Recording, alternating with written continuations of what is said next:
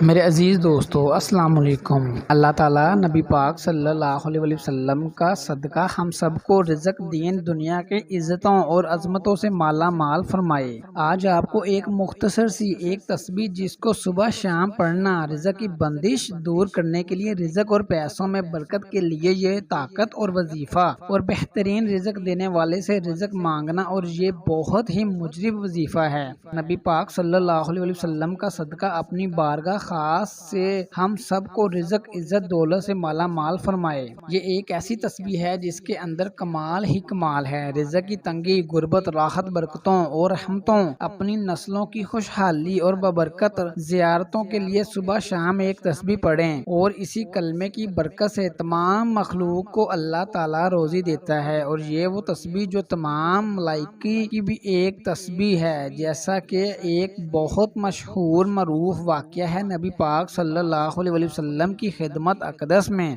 ایک صحابی کا حاضر ہوئے اور آ کر عرض کرنے لگے، یا رسول اللہ صلی اللہ علیہ وسلم، دنیا نے مجھ سے پیٹھ پھیر لی ہے۔ فرمایا، کیا تمہیں وہ تسبیح یاد نہیں جو تسبیح ہے اللہ تعالیٰ کی ملائکہ کی ہے؟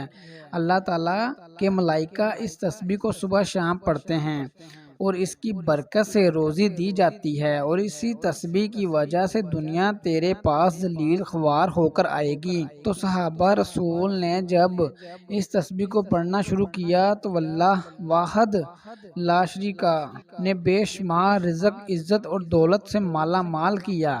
وہ تسبیح انتہائی آسان اور مغز تسبیح ہے۔ وہ تسبیح سبحان اللہ و بحمدہ، سبحان اللہ العظیم و بحمدہ، استغفر اللہ ہے۔ علماء کرام فرماتے ہیں کہ اس تسبیح کو صبح شام کو 33 مرتبہ پڑھ لیا جائے تو انسان کے پاس اتنی دولت اور رزق آئے کہ رکھنے کی جگہ بھی نہ ملے۔ اس عظیم کو تحفہ کو اپنے پاس محفوظ کریں، اور کچھ ہو یا نہ ہو اس تسبیح کو صبح شام 33 مرتبہ لازمی پڑھیں۔